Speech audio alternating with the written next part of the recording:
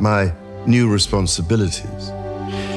It will no longer be possible for me to give so much of my time and energies to the charities and issues for which I care so deeply. King Charles has finally broken his silence on a secret that has haunted him for decades. Whispers from royal insiders suggest he's made an emotional confession about the true love of his life, one that could rewrite history. Was it Diana, Camilla, or someone entirely unexpected? Let's investigate. In the autumn of 1977, fate quietly set the stage for one of the most talked about royal relationships in history. Prince Charles, then 29, was already under immense pressure to settle down. Meanwhile, a shy 16-year-old Lady Diana Spencer had no idea she would soon be thrust into the global spotlight. Their first meeting at Althorp House, her family's estate, wasn't love at first sight. In fact, Charles was dating her older sister, Lady Sarah, at the time. Diana was nothing more than a passing acquaintance. It wasn't until 3 years later that their paths truly crossed again. By then, Diana had transformed into a poised young woman, capturing the admiration of the public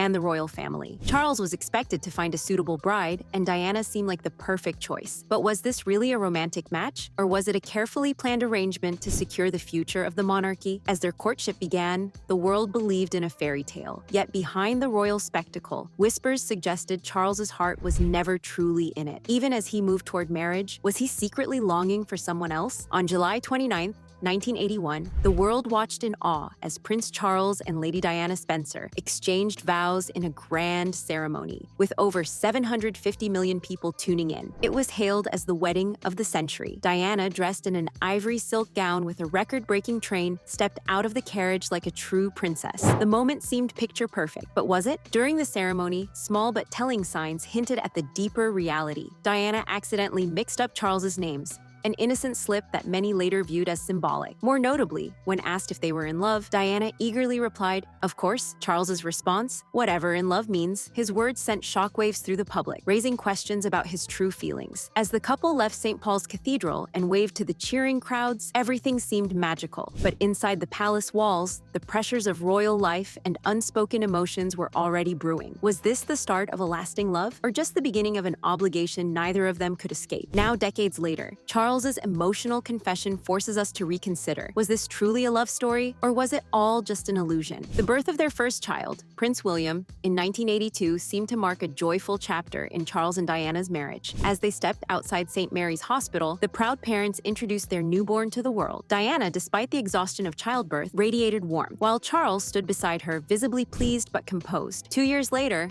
Prince Harry was born, bringing more excitement to the public. Diana adored her children, finding purpose in motherhood. However, Charles's reaction reportedly lacked the enthusiasm Diana had hoped for. When he first saw Harry, he allegedly remarked, "Oh, it's a boy," and he even has red hair, a comment that left Diana feeling hurt. Diana embraced a hands-on parenting style, showering her sons with love and attention. Charles, bound by royal tradition, was more distant, struggling to bridge the emotional gap. Their differing approaches to raising William and Harry only widened the divide in their marriage. Years later, did Charles regret not being more present? As he reflects at 76, does he see these moments as missed opportunities? Could his emotional confession be linked to the choices he made, not just as a husband, but as a father? Long before Diana, there was Camilla. Charles met Camilla Parker Bowles in 1970, and their bond was undeniable. However, fate and royal expectations kept them apart. Camilla married Andrew Parker Bowles, and Charles moved on. Or did he? By the mid-1980s, whispers of Charles and Camilla's rekindled connection grew louder. Diana, sensing the emotional distance, confronted Camilla in 1989. In a tense exchange, Diana reportedly told her, "I know what's going on between you and Charles." But the confrontation changed nothing. Camilla remained an ever-present figure in Charles's life. Diana's struggles became more public, and the weight of a marriage tangled in secrecy took its toll. The once-dreamed fairy tale had become a carefully managed royal narrative. In Charles's later confession, does he acknowledge that his heart was never truly free? Did he ever have a chance to love Diana fully, or was Camilla always the one? Now, as king, does he look back with regret,